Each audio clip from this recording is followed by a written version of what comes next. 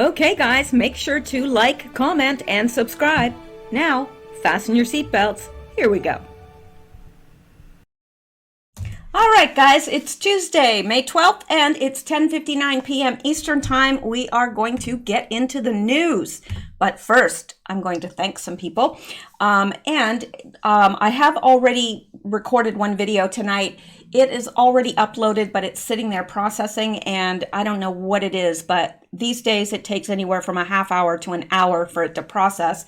I guess they're just hoping that most people give up, but, well, they don't know me very well. I don't give up that easily. So anyway, it is doing its thing and it's processing, and I will record this, but there's no chance of you getting this before it's tomorrow already, because it's already 11 p.m. Okay, now I do want to thank these people, and the following donated via coffee. Anon, Grandma Patriot. I love that name, Grandma Patriot. Just sounds like, you know, somebody that bakes apple pie and waves American flags. Anyway, Anon, Grandma Patriot, Kimberly Ridgway, and Tom, good morning. Well, good morning to you, Tom, even though it's not morning. And Paul H. Thank you guys so much. I appreciate it. As you know, this channel's not monetized, and there is no advertising on this channel. So it is by your goodness and generosity that keeps me going. So thank you so much. And picked up a new Patreon supporter, Vicky Avery. At least I think that's how you pronounce the first name, Vicci. Vicky is the only way I can see to pronounce it, but if I'm not correct, forgive me. Also, I got some things in the mail, which I always think is fun. And I got something from Joan from BC, and it's always nice to see fellow Canadians that listen to the show. Although I am a U.S. resident living temporarily back in Canada, I was born in Canada, so it's nice when I see other Canadians listening. And Joan from BC, she sent a card and a donation, and thank you for the information you provided. I did look at it, and I want to look further into it, but thank you very, very much for that. And Sheila Glidden, thank you so much for the books that you provided and donation. I appreciate that so much. And those books look amazing. So yes, I definitely will use that, and will pass the extra one on to someone that I think could benefit from it. So thank you so very, very much. And I appreciate your prayers and your support. Thank you. Also, Kim Legier, she sent a letter, a donation, and a booklet. Thank you so much, Kim. I appreciate that. And it was just nice to get those 3 things in the mail today, because I don't know, it cheers me up, and it's always nice to hear from people in their own handwriting. There's something about that. It just makes me feel extra connected for some reason. So we don't do that very often anymore, send snail mail, but you know, I miss those good old days when you got real mail. So anyway, that was very nice. And let's go on. We are going to get into the news. And I don't want this to be an overly long video, just because I want to save my voice so that I can do a video tomorrow. But let's jump in here. And this from our president, Donald J. Trump, the enemy of the people. Sadly, our lamestream media is totally corrupt. And he is responding to Molly, serious question: what is the appropriate remedy or response for the years of fake news being peddled by most of the major media? They've caused major damage to domestic health and foreign relations. They are continuing the fake news even now. What can be done? What should be done? Well, something should be done. I don't even know how they can call themselves the news, because they're not. It doesn't have anything to do with news anymore. It's all propaganda. When do we ever get the true, unadulterated news? Never, except by members of the alternative media. They're the only ones brave enough to bring the news. In fact, I don't even think there are real journalists anymore. I mean, certainly there are in the alternative media. We've got some really fantastic journalists, but not in the mainstream news, not anymore. Now, maybe at one time they were very fine journalists, maybe, but all these years of just parroting what they're told, they're no longer real journalists anymore. Now, Molly also said, why did Obama tell the FBI to hide its activities from Trump?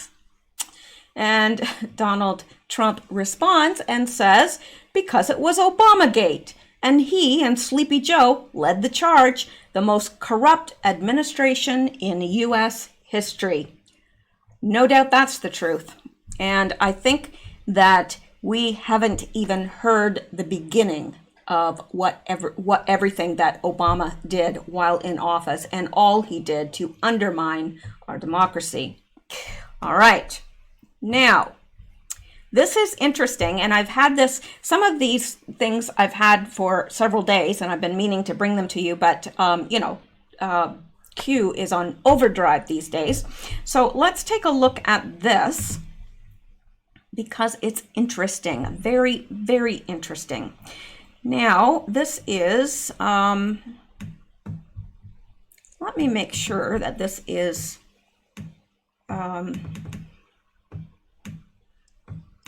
actually, yeah. So this is from the 9th of May, 2020. So yes, it's not exactly new news. It's not hot and fresh, but it's very interesting, and you probably have not seen this in the mainstream media. I can assure you, you haven't. Kevin Halligan has been accused of duping the McCanns out of £300,000 after investigating their daughter's death. Madeleine McCann, private detective, found dead in pool of blood at his home. Interesting. Now, it says a private detective, hang on. A private detective involved in the disappearance of Madeleine McCann has been found dead in a pool of blood at his home. Kevin Halogen, 56, has been accused of duping the McCanns out of £300,000 after investigating their daughter's death. Now, a coroner has ruled he died from a fall on January 8th, 2018, after police first treated his death as unexplained, reports The Mirror. Now, coroner Richard Travers heard he died from a brain hemorrhage and that detectives found no suspicious circumstances. Well, okay, that's Kevin Halogen. He looks a heck of a lot older than 56 to me. But what do I know? Maybe he was a hard-living man. Who knows? Halogen was recorded as an intelligence and security officer despite being a convicted con man. He ran Oakley International, which received £300,000 of publicly donated cash after Madeleine vanished from Praia da Luz in Portugal, aged 3, in 2007. Halogen later denied claims the cash was siphoned off to pay for first-class travel, top hotels, and a chauffeur. I wish that they could find out what happened to this little girl, but I actually believe the Podesta brothers are involved, because if you look at the picture of the two suspects, they look just like them. In 2012, Halogen was extradited from Britain to America, where he admitted conning millions of pounds from a company whose executives had been kidnapped in Africa. He was jailed. Paramedics called to Mr. Halogen's home in Normandy, Surrey, performed CPR on him, but he could not be saved. A post-mortem found he died of an acute subdural hemorrhage. Pathologists testified at Woking Coroner's Court last week that there was no sign of an assault. His death was reported to the coroner under the name of Richard Powell. Recording a verdict of accidental death, Coroner Richard Travers said Mr. Powell suffered a fall at his home address and an ambulance was called. Despite attempts to save his life, Mr. Powell died at 5:26 hours that same day. Now, I just think it's interesting because of this whole case, which has never been, they've never found who was responsible for the kidnapping or death of this little girl, and it's tragic. Anyway,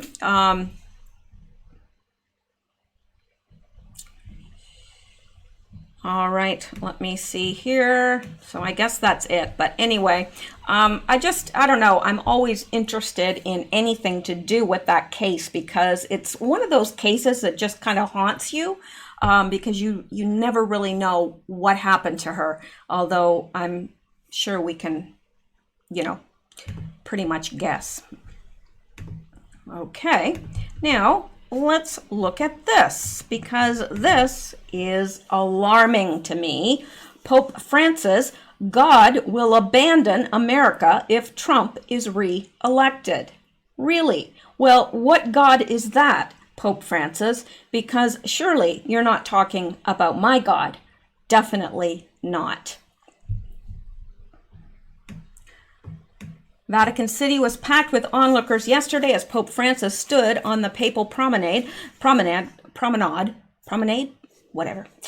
delivering a speech that was half sermon and half political observance. But when the 82-year-old's remarks turned to criticism of American President Donald Trump, silence suddenly engulfed the streets, like when Melania is gently packed back into her shipping crate for a peaceful evening's rest. That is horrible to even say that. The time of election is fast approaching the United States of America, where many of my children of Christ reside. His children of Christ? His children? I don't think so. I am fearful that the least among them will fall victim again to the evil and morally decrepit creature Trump. I believe that should he be reelected, God will abandon all of his blessings upon America and may see fit to raise it down as Sodom and Gomorrah. He took a moment to officially forgive the Doobie Brothers for telling people that Jesus is just all right. Is this for real? I mean, I know this is the, I don't know. This cannot be right.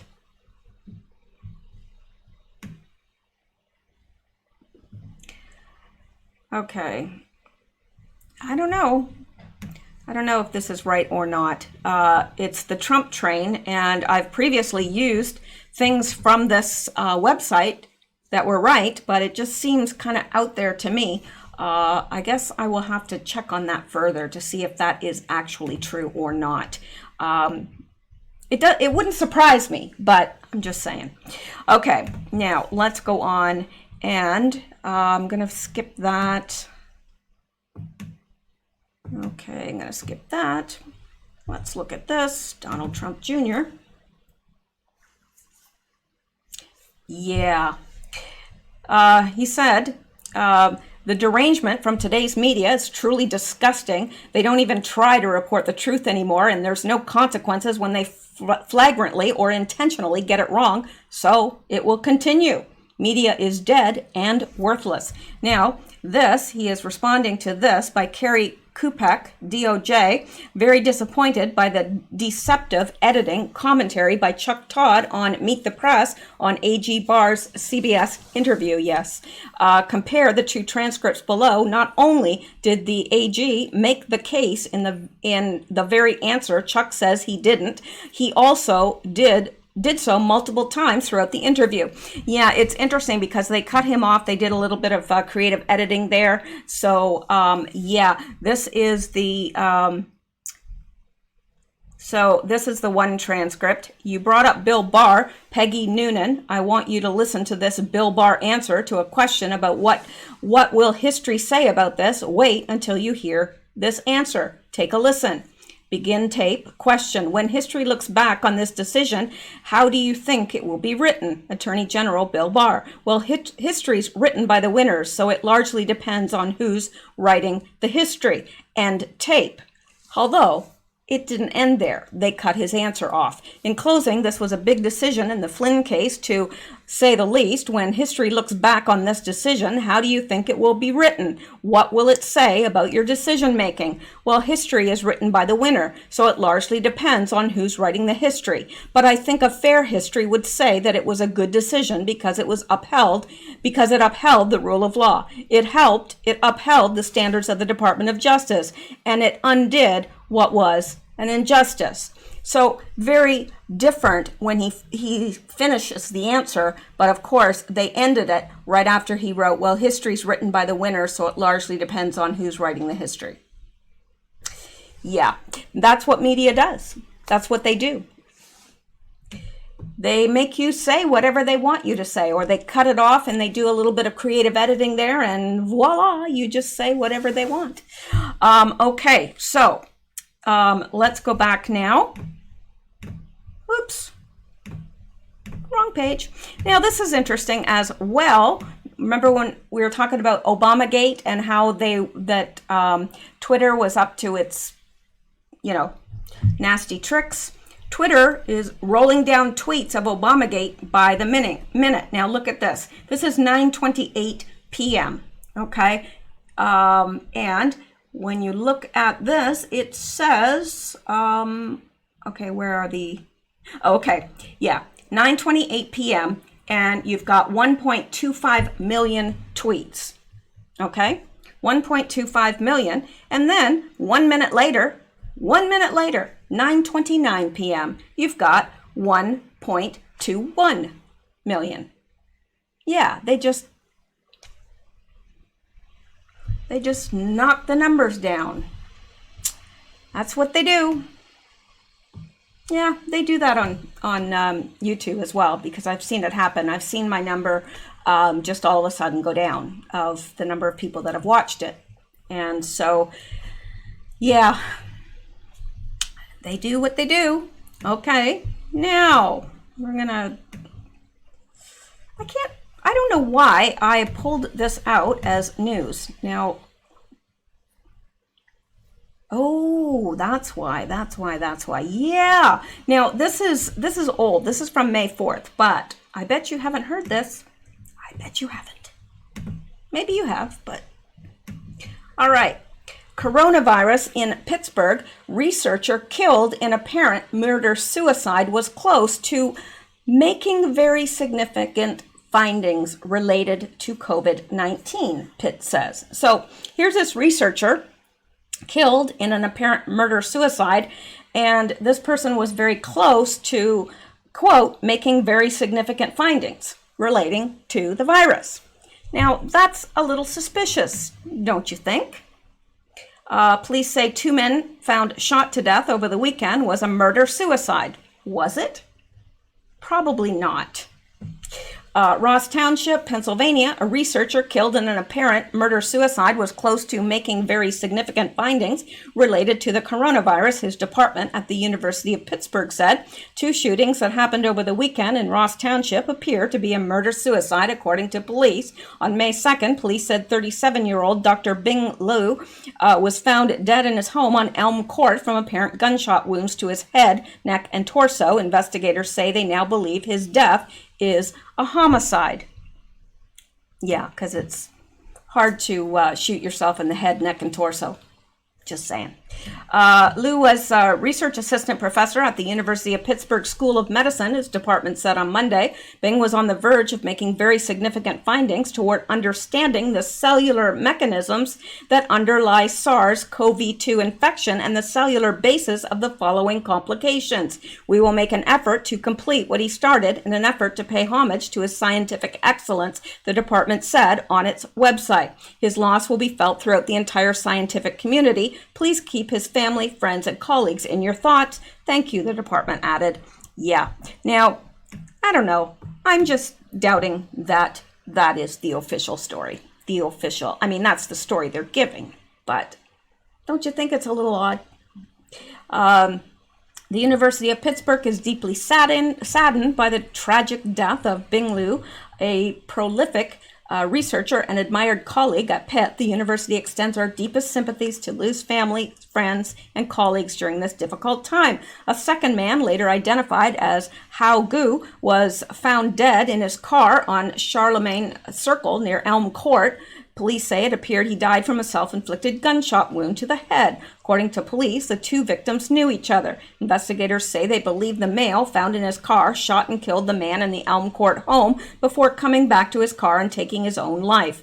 Ross Township detectives are continuing to investigate the circumstances and motives for the crime. They said Tuesday that there appears to be no indication the researcher's death had any connection to his work. Right. Police do not believe a suspect to be at large or a danger to the public. Well, I'm sorry. I know I am very, very cynical and very suspicious in this, but he was very close to understanding the cellular mechanisms of this virus. And then suddenly he's dead of a murder-suicide. Maybe it was a murder-murder. Maybe he was murdered, then the second man was murdered to make it appear like he killed the first man. I don't know. I just don't believe it. Don't believe it. You can't make me believe it either. You could try, but you can't make me. All right. Now, let's see what else we have here that might be interesting. Well, any of it might be interesting. Okay, let's look at this, because this is good. This is good news. I'm not going to get into all of it, but hang on here. It says Tara Reid says she'll testify under oath about allegations against Biden. So that is good news. Not sure if she will ever be required to, but that should be looked into. Now, that's old now, so that's kind of old news to us now.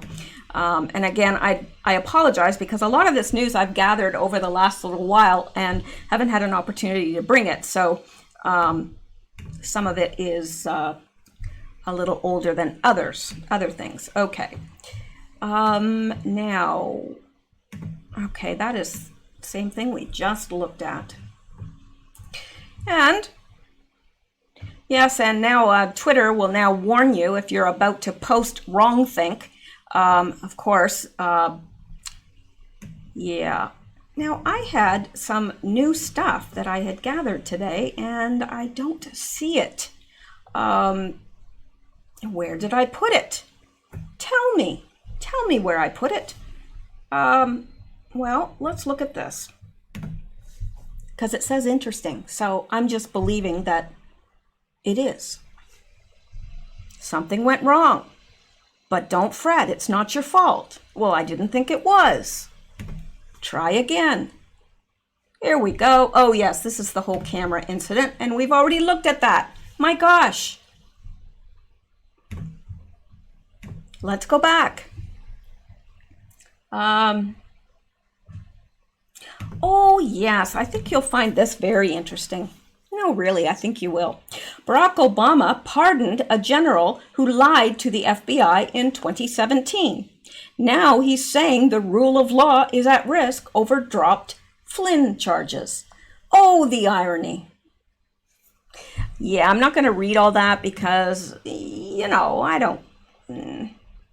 think it's interesting because I think it's extremely ironic, you know, because it's the same with all the Democrats. It's like, you know, don't do what I did. Like it's like, it's not okay for you, but it's okay for me. I can do this, but you can't. You know, it's always one rule for them and another rule for everybody else. That's how they live their lives. And I don't know how they sleep at night, but they must take a lot of drugs. They're the ones taking all the sleeping pills. Must be. Okay, let's go back. Now, let's look at this, because this is interesting as well. And you can't make it not be interesting. I can probably make it not be interesting, but all right. Should be a headline. German autopsy study finds every, as in all, as in ALL, coronavirus victim had previous illness. All, meaning every single one, had cancer, lung disease, were heavy smokers, or morbidly obese. Now, this is from yesterday, so this hasn't even cooled off yet. The Gateway Pundit was first to report back on March 16th, 2020, that The WHO was pushing a completely inaccurate CV mortality rate to frighten the masses. The WHO director, Tedros Adhanom Ghebreyesus, estimated on March 3rd, 2020, that the CV mortality rate was 3.4%. This was a completely inaccurate number that caused a global panic. In Switzerland, children went back to school on Monday since researchers found that children rarely get virus or transmit it. Switzerland rolls back coronavirus lockdown earlier than expected. Schools to reopen since children rarely get the virus or transmit it. Even better, Swiss tells those over 65 they can resume their lives. And now, a new study from Germany found that every single death was someone who had cancer, lung disease, was a heavy smoker, or morbidly obese. So that is very, very interesting. This is Andrew Bostom, head of forensic pathology in Hamburg, on CV autopsy findings. Not a single person without previous illness has died of the virus in Hamburg. All had cancer, chronic lung disease, were heavy smokers or heavily obese, or had diabetes or cardiovascular disease. So that's very interesting, because it's a very different picture than they've painted. Yeah. And this is interesting as well. If you read down here, it says, and Mishel has already gained initial insights. So far, not a single person with no previous illness has died of the virus in Hamburg. All of those we have examined so far had cancer, chronic lung disease, were heavy smokers or heavily obese, suffered from diabetes, or had cardiovascular disease. The virus was the last drop, so to speak, that was the keg overflow brought. We had, nobody knows yet, the first 100-year-old who died of CV. Was it the last drop? The very last one, said Mishel. Mishel wants to calm the population down by focusing strongly on the rather few negative processes fears are created that are very burdensome.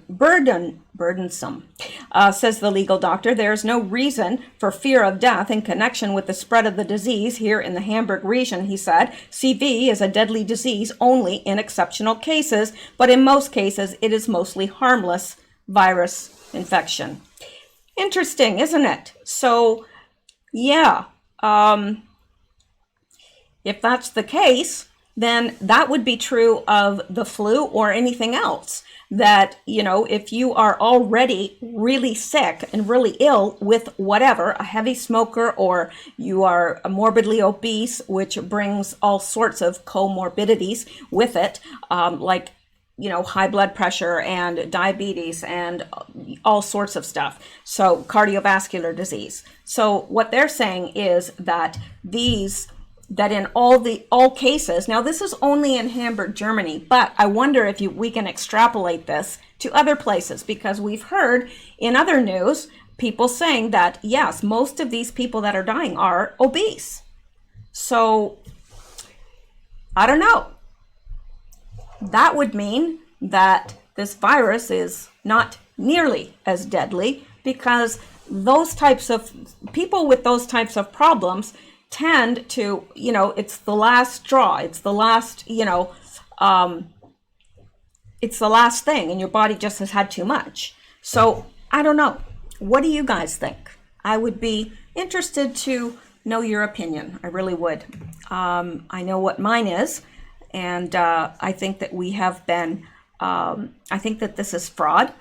I think absolutely, I think that the virus is real, and I think for some people it is absolutely deadly, and it's a nasty virus in some cases. I happen to believe there's more than one strain going around, and I think that possibly the strain that hit Wuhan is not the strain that we have. I don't know. I'm just saying, because we're not seeing people just dropping dead here like we did over there. But it could be that there was something else beside the virus happening there, as we've discussed before. So anyway, let's go back now and see what other trouble we can get in. I'm sure we can get into some. Oh yes, this is very interesting. I think Hong Kong government will prioritize bill to make booing China's national anthem punishable by prison. Now, I'm not going to get into this and read all this, but I did want you to know this. Can you imagine? Hong Kong government will prioritize bill to make booing China's national anthem punishable by prison. Prison. You know, and then we've got these yahoos over here that burn the American flag, that spit on it, that, you know, what happens to them? Nothing. I'm not saying they should be sent to prison for that. I mean, it is their you know, it's free speech, right? But yeah, I guess they should be glad they don't live in China or Hong Kong, which is part of China now. All right, let's go back. I bet you there's other interesting things here we could get into. I bet you any money. Oh, let's look at this. This is interesting. No, really, it is. Former John Kerry State Department security official arrested in Virginia for child molestation. Well, how do you like that? How do you like? Scott Moretti is being charged with indecent liberties and forcible sodomy.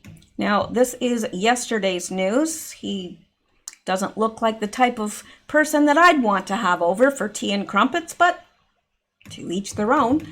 Former State Department official who headed Secretary of State John Kerry's personal security detail was arrested last week for the molestation of a 10 or 11-year-old girl between 2011 and 2013. 58-year-old Jay Scott. What is with all these people that look so much older than their age?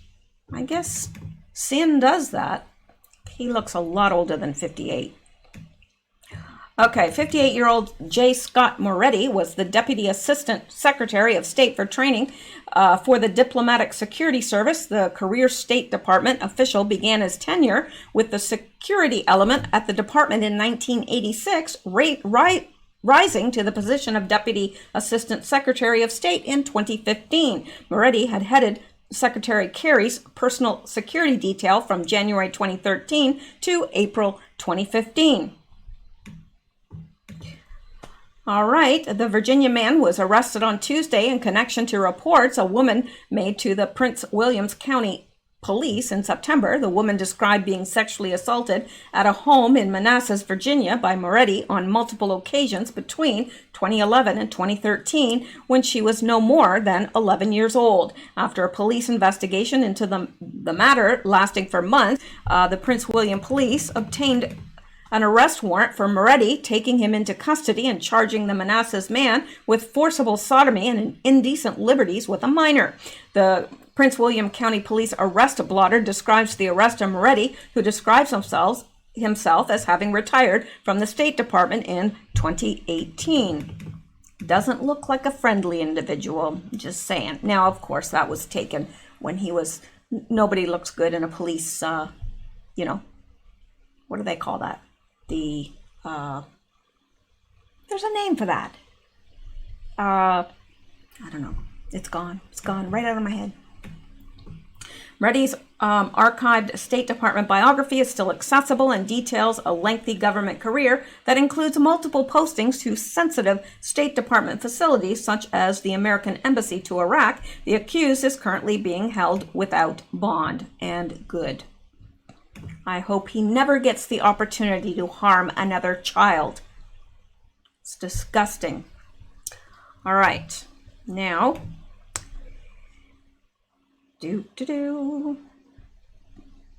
Now, I know there's more than just that, because let me see what else here. Well, Los Angeles, this is interesting. Los Angeles sheriff says inmates deliberately trying to catch CV to force prisons to release more criminals. Now, again, this is from yesterday, so it hasn't cooled off yet. It's still news. It's still hot and fresh, sort of. Yeah, imagine. Now, I don't know. I just think that this is unbelievable. that they have even let these people out of jail to begin with. Like, they almost let the Green River Killer out of jail. He killed, like, I don't know, somewhere in the neighborhood of 70 women, and he would have got released except for one vote.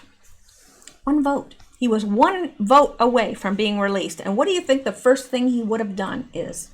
I'm just saying, what do you think the very first thing he would have done? He's been locked in there fantasizing about killing women for years and years and years. And don't you think that the first chance he got, he would make those fantasies come to life again?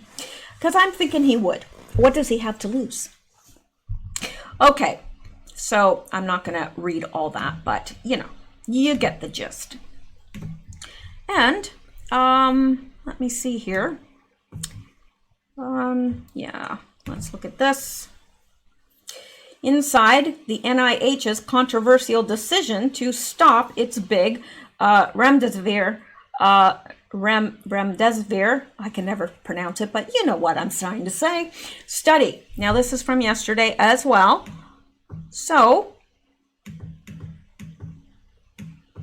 the drug maker Gilead Sciences released a bombshell 2 weeks ago. A study conducted by a U.S. government agency has found that the company's experimental drug, remdesivir, was the first treatment shown to have even a small effect against CV, which isn't true.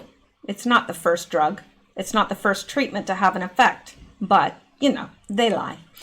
Behind that ray of hope, though, there was one of the toughest quandaries in medicine: how to balance the need to rigorously test a new medicine for safety and effectiveness with the moral imperative to get patients a treatment that works as quickly as possible. At the heart of the decision about where to end the trial was a process that was, as is often the case in clinical trials, by turns secretive and bureaucratic.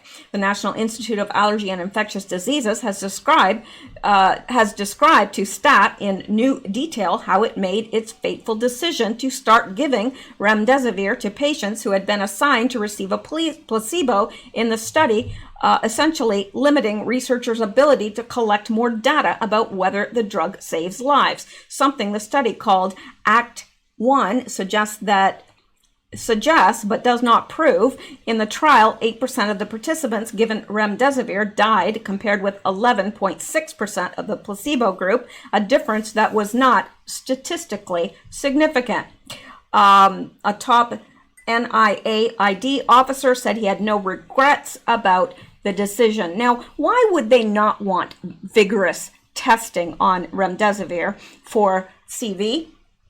Because if they do, they'll find out it's completely ineffective. Whereas there's already a drug that has FDA approval. Well, so does remdesivir, but not for the treatment of COVID. But the other drug does. The other drug has a 90-some% cure rate, but they won't allow anyone to use it. Well, that's not true. There are some doctors that are giving that, but others that are not. And it's ridiculous because that should be the standard procedure. Should be. Very, very cheap drug.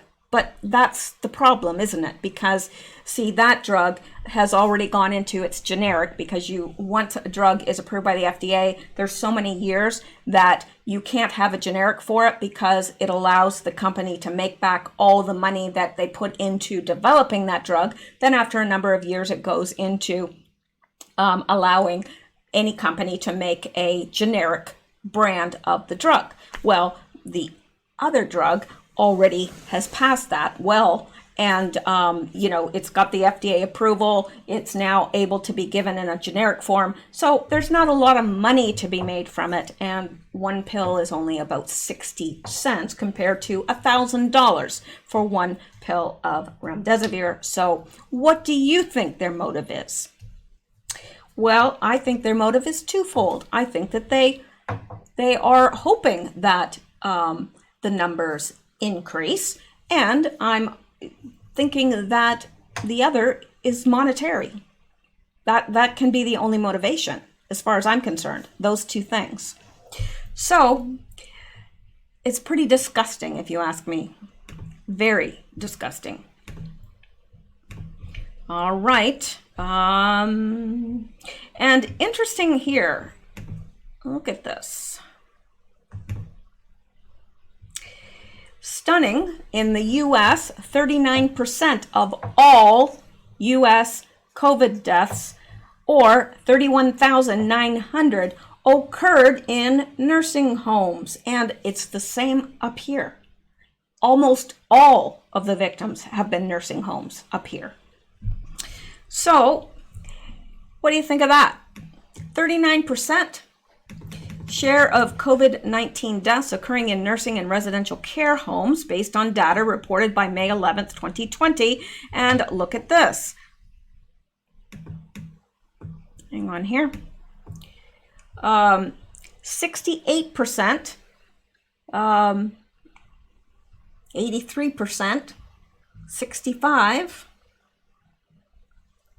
33 in Louisiana, 40 in Florida, which is pretty good considering that, you know, Florida, I think, has the largest concentration of retired people, and not too bad. But when you get up here, some of these numbers are staggering. So, yeah, what do you think? Why do you think that is? And, you know, of course, everybody's going to say, well, they're the most vulnerable. Well, I actually wonder if it was seeded in some of these places. I really do. I just think it's a little odd. So maybe not. Maybe it's just that they are the most vulnerable. But what do you guys think? What do you guys think is really going on? That comes out to 31,900 deaths in nursing homes. That is really a really shocking number. It is. 49,895 deaths were outside of nursing homes, which is what you might expect from a typical flu season. Absolutely. So, yeah. Yeah, nursing homes and assisted living facilities account for 39% of U.S. COVID-19 deaths. It's higher up here because I think the vast majority of deaths are in nursing homes up here. And it seems to be going through all nursing homes, pretty much. All right. Well, let's go back here and see. I think that's all we're going to do for tonight. Oh, yes, this one too. We got to do this, and then that's going to be it for tonight. I will be back tomorrow. All right. Schiff makes unhinged argument tying Wuhan coronavirus casualties to failure of impeachment. Yeah, he's saying that these people would not have died if Trump had been impeached. He's a piece of work. All right. So during an appearance on MSNBC Monday night, Democratic Representative Adam Schiff argued that Wuhan coronavirus victims are in a sense victims of the failed impeachment of President Trump, which on some days is equivalent to the number of people we lost on 9/11. Yes, it's all Trump's fault. Everything. Seriously. Even 9/11. It was all Trump's fault. We can't act even slightly surprised by this because you told us this was going to happen in your argument in the Senate impeachment trial, anchor Lawrence O'Donnell told the House Intelligence Committee chairman. Well, we certainly told the senators that we were not going to change and there was no way to constrain him. Well, we certainly told the senators that he was not going to change and there was no way to constrain him, Schiff replied. That he is who he is and he would continue to operate the way he had, and indeed that's exactly what we've seen. The one thing we dramatically understand is when we ask the question, if you found him guilty, do you really need to remove him given there is another election only 9 months away? How much damage could he really do? He continued, we said a lot, but little did we know how great the casualties would be. Some days we lose the equivalent of the number of people we lost on 9/11. You know, I think there is no way we could have foreseen just how tragic his malfeasance could be in his remaining months in the administration. Republicans panned Schiff's arguments as completely unhinged. Well, Yeah, definitely unhinged. How on earth is Trump responsible for this virus? Please tell me. Yeah. So the reason the entire world is in the midst of a pandemic that's not only killed more than 200,000 people worldwide, but also devastated economies and people's livelihoods is because China, oops, sorry. Let's go back up here. Oh my gosh. See, I'm getting tired, boy. I can't even make my fingers behave. First day with the new hands. Okay. Hang on. Where was I? Down here. That's where I was. Right down here. The reason the entire world is in the midst of a pandemic that's not only killed more than 200,000 worldwide, but has also devastated economies and people's livelihoods is because China lied about the virus from the beginning and suppressed physician whistleblowers who tried to speak out.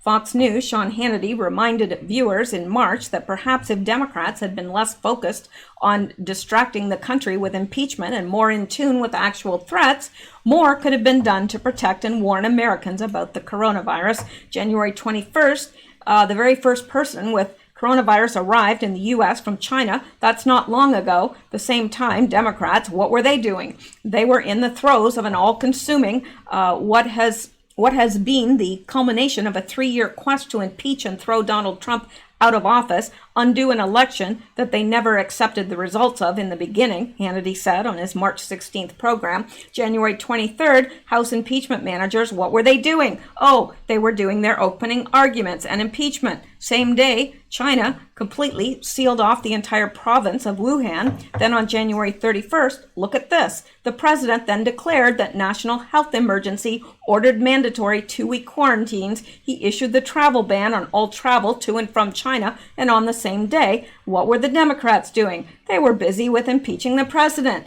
They weren't caring. January 31st, Senate Democrats desperately pushing for more impeachment witnesses the day that Donald Trump put the travel ban quarantine in effect. Wow, it wasn't until February 5th that the impeachment charade was officially over, and even then, many were plotting future impeachment investigations.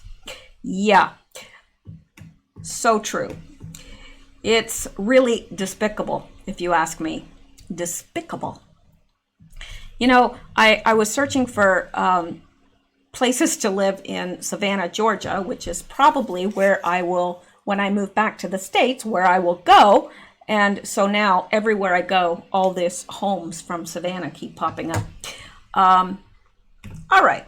Well, I think that is it for this evening because I'm getting a little bit tired and you probably are too. It's 11:47 p.m. Eastern time. So let's call it a night. It's a night. And that will be it. So I hope to see you in the next video. I'll be here. I hope you are. And hope you have a good night. Stay safe. Keep seeking truth. I'm sorry. I thought there was a cat behind me, but I was wrong. Okay. Good night, guys.